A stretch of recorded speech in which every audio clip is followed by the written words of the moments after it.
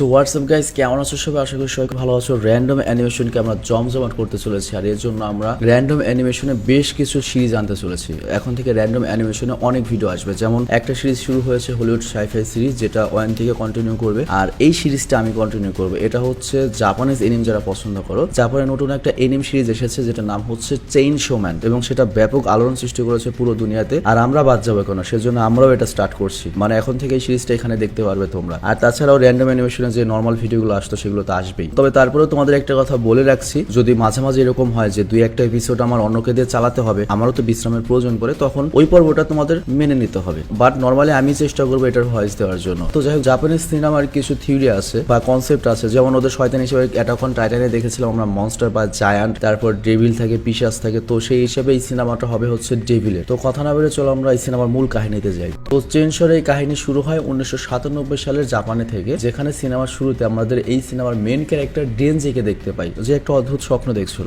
যেখানে সে একটা নীরব জঙ্গলে ছিল, আর সেখান থেকে সে বের হওয়ার একটা দরজা খুঁজে পায়, আর তখনই তার ঘুম ভাঙে। তো ডেনজি এরপর তার কাজে বেরিয়ে পড়ে, আর আমরা জানতে পারি ডেনজির মাথায় অনেক ঋণের বোঝা, যা পরিশোধ করার জন্য 1.3 মিলিয়ন জাপানি টাকায় একটা কিডনি বিক্রি করেছে, 3 লাখ টাকায় নিজের একটা চোখ বিক্রি করেছে, আর 1 লাখ টাকায় সে নিজের একটা টেস্টিক্যাল বা একটা বিচিও বিক্রি করেছে। তবে এখনো তার 3 কোটি টাকা ঋণ পরিশোধ করতে হবে। আর এর জন্য সে মাঝে মাঝে ডেভিল হান্টারের কাজও করে, কারণ ডেভিলের লাশের পরিবর্তে অনেক ভালো টাকা পাওয়া যায়। মানে একটা ডেভিলকে যদি মারে, সেই লাশটা বিভিন্ন কোম্পানি আছে কিনে নেয় এবং সেটা দিয়ে ওষুধ টষুধ তৈরি হয় আর কি। তো যাই হোক, ডেনজির সাথে তার একটা পোষা প্রাণী রয়েছে যার নাম হচ্ছে পোচিতা। এটা কিন্তু মনে রাখতে হবে। আর পোচিতা হচ্ছে একটা চেইনসো ডেভিল। চেইনসো ডেভিল মানে হচ্ছে ওর মাথা থেকে চেইনসো বের হয়, খুবই ডেঞ্জারাস। তো পোচিতার ঘে ঘেউ আওয়াজ শুনে ডেনজি বুঝতে পারে তার আশেপাশে কোনো ডেভিল রয়েছে, আর তখন একটা টমেটো ডেভিল বের হয়। তো ডেনজি পোচিতাকে চেইনসোর মতো ইউজ করে ওই টমেটো ডেভিলকে মেরে ফেলে। আর তারপর ডেনজির আমরা অতীত দেখতে পাই। আমরা দেখতে পাই ডেনজির বয়স যখন 10 ছিল, তো তখন তার বাবা মারা যায়, আর এই ঋণের সবগুলো তার বাবার কাছ থেকে এসেছে। অ্যাকচুয়ালি ওর বাবা ইয়াকুজা গ্যাং নামে এক বৃদ্ধর কাছ থেকে ঋণ নিয়েছিল,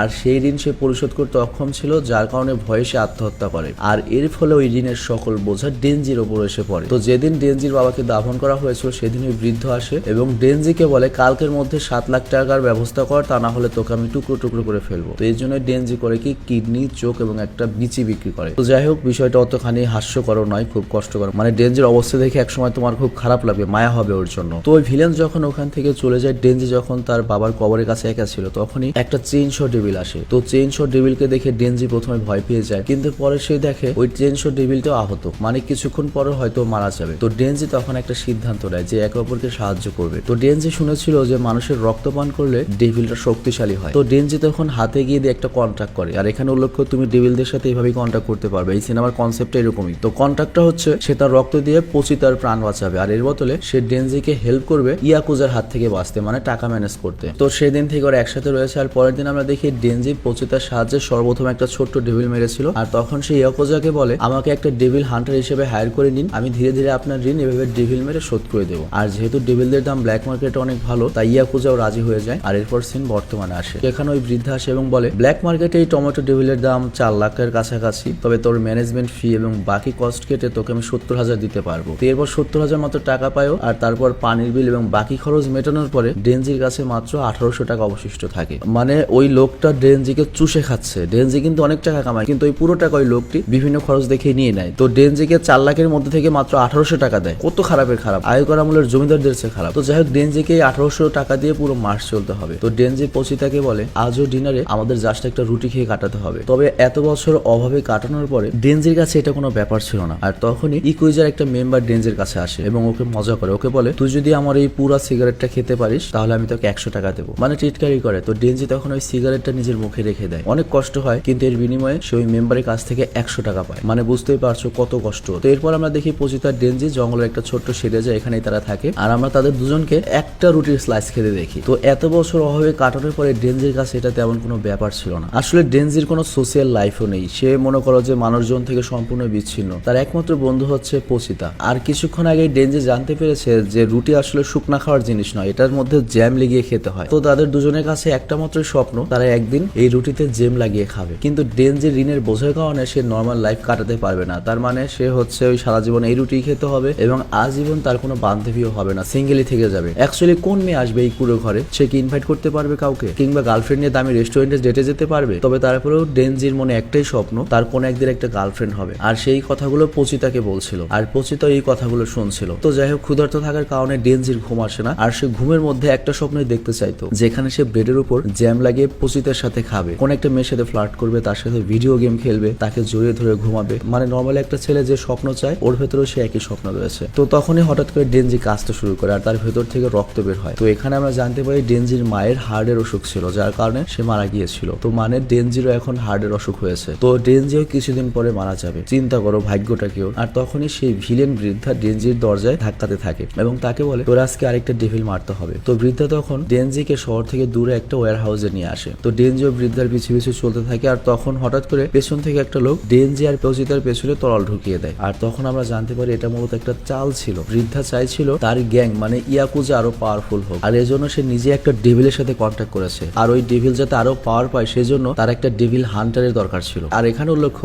যে ডেভিলের সাথে ওরা হাত মিলিয়েছে এটা মূলত একটা জম্বি ডেভিল ছিল। সেই ইচ্ছেগুলো যে কোনো মানুষকে জম্বি বানাতে পারতো আর জম্বিদের নিজের ইশারায় কাজ করাতে পারতো। তো এজন্য ইয়াকুজার যে লাভটা হবে ওই ডেভিলের সাথে হাত মিলিয়ে সেই জম্বিদের নিজের কাজে ব্যবহার করতে পারবে। কিন্তু এখানে আমরা জানতে পারি ওই ডেভিলটা হান্টারদের ঘৃণা করতো। তো এজন্য সে আমাদের নায়ক ডেনজির কাছ থেকে শক্তি তো নেয়, কিন্তু তারপরেও তার যত জম্বি ছিল তাদেরকে অর্ডার দেয় ডেনজিকে টুকরো টুকরো করে ডাস্টবিনে ফেলে দিতে। তো এরপর যা হয়, জম্বিরা ডেনজির উপর আক্রমণ করে। ডেনজি সেখান থেকে পালানোর চেষ্টা করে কিন্তু সে আহত, কিন্তু কোনো লাভ হয় না এবং আমরা দেখি সকল জম্বি ওকে বারবার ছুরি আঘাত করে। আর তখন ডেনজি মারা যাওয়ার আগে একটা কথাই ভাবে, আমি তো কখনো ধনী হতে চাইনি, শুধু একটা নর্মাল জীবন চেয়েছিলাম, নিশ্চিন্ত জীবন কাটাতে চেয়েছিলাম, সেটাও হয়তো আমার কপালে ছিল না। আর এইভাবেই ডেনজি মারা যায়। আর এরপর জম্বিরা ডেনজি আর পচিতাকে টুকরো টুকরো করে ডাস্টবিনে ফেলে দেয়। তো ডেনজির মৃত্যু হয়ে গিয়েছিল, পচিতা প্রায় মরে যাচ্ছিল, কিন্তু তখনই ডেনজির মুখ থেকে এক বিন্দু রক্ত পচিতার মুখে এসে পড়ে। এর ফলে পচিতা আবার জীবন্ত হয়ে যায় আর পচিতা ডেনজির সাথে কাটানো সেই মুহূর্তগুলো মনে পড়ে যে তারা কত কষ্ট করেছে কিন্তু অনেক আনন্দ ছিল। আর তখন পচিতার আরো মনে পড়ে এক্সট্রা টাকা রোজগার করার জন্য ওরা যখন গাছ কাটতো তখন ডেনজি পচিতাকে বলেছিল আমি হয়তো একদিন ডেভিলদের সাথে লড়াই করতে গিয়ে মারা যাব, আর তারপর হয়তো পচিতা তুই ক্ষুধায় মারা যাবি, আর নয়তো কোনো ডেভিল হান্টার তোকে মেরে ফেলবে। কিন্তু আমি শুনেছি কিছু কিছু ডেভিলের মধ্যে এমন পাওয়ার রয়েছে যারা মৃত মানুষের শরীরের উপর রাজ করতে পারে, মৃত মানুষের শরীর কবজা করে নিতে পারে। তো আমি যদি মারা যাই, আমি মারা যাওয়ার পরে আমার শরীরটা তুই কবজা করে নিবি, যাতে এই পৃথিবীতে তুই মানুষ হিসেবে বাঁচতে পারিস এবং নর্মাল একটা জীবন পাস। তো পচিতা সেই কথাটা মনে পড়ে এবং বর্তমানে সে এমনটিই করে এবং সে করে কি ডেনজির বডির সাথে নিজের বডি যুক্ত করে। আর তখনই আমরা দেখি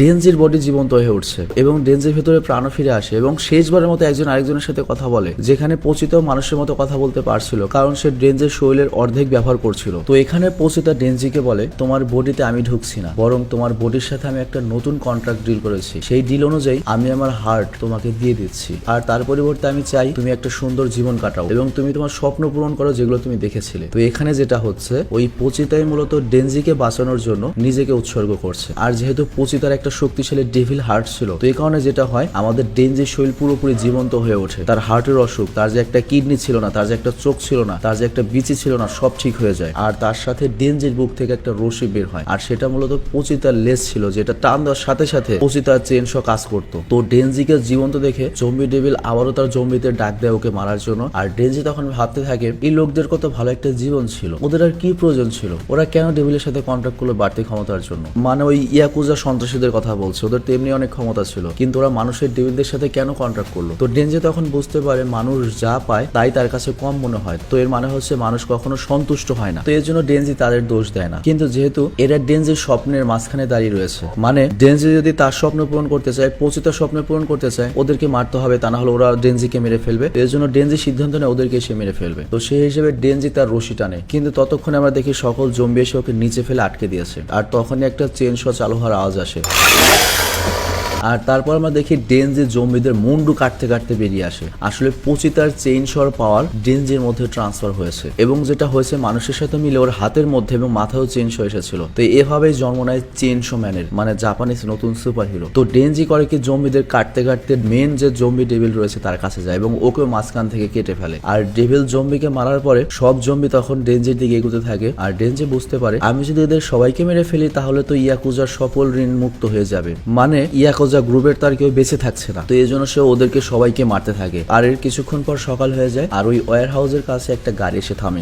যেখান থেকে কিছু কস্টিউম পরা লোক নামে এবং আমরা জানতে পারি তারা পাবলিক সেফটি ডেভিল হান্টার্স, যারা আসলে সরকারের জন্য কাজ করে। তো তারাও খবর পেয়েছিল এখানে ডেভিল রয়েছে, তো ডেভিল মারার জন্য তারা এখানে এসেছিল। কিন্তু তারা এসে দেখতে পায় সকল ডেভিল বা জম্বি এখানে মরে লাশ হয়ে পড়ে রয়েছে আর তাদের মাঝখানে ডেনজি দাঁড়িয়েছিল। তো একটা লোক তখন ডেনজিকে দেখে ভয় পেয়ে যায়, যে এটা না জানি কত ডেঞ্জারাস ডেভিল। কিন্তু ওদের মধ্যে একটা মেয়ে ছিল মাকিমা, ওর গন্ধ শোকার শক্তি ছিল অসাধারণ, মানে এটা ওর সুপার পাওয়ার, যার ফলে বুঝতে পারে এটা কোনো ডেভিলও নয়, এটা কোনো মানুষও নয়। আর এই জন্য মাকিমা সাহস করে ডেনজির কাছে আসে আর ডেনজি তখন পেছন দিকে পড়ে যেতে থাকে। তো পড়তে পড়তে সে মাকিমাকে বলে প্লিজ আমাকে জড়িয়ে ধরো। তো মাকিমা তার কথা অনুযায়ী জড়িয়ে ধরে আর এরপর সে যখন বলে আমার বুকের ওই পার্ট ধরে টান দাও, তো ওই টানটা দিলে আমরা দেখি ডেনজির শরীর থেকে ওই চেনশো পার্ট উধাও হয়ে যায় এবং সে আবার মানুষের মতো হয়ে যায়। কিন্তু সে পড়ে যায় আর তখন মাকিমা ডেনজিকে দুটো অপশন দেয়, মানে ওই মেয়েটি ডেনজিকে বাঁচানোর জন্য দুটো অপশন দেয়। প্রথমটা হচ্ছে ওকে ডেভিল হিসেবে মেরে ফেলা হবে, নয়তো মাকিমার পোষা প্রাণী হিসেবে মাকিমার কাছে থাকতে হবে। তো ডেনজির অনেক স্বপ্ন রয়েছে, পচিতা নিজে মরে ডেনজিকে বাঁচিয়ে দিয়ে গিয়েছে, ওর স্বপ্ন পূরণ করতে হবে। তখন ডেনজি বলে আচ্ছা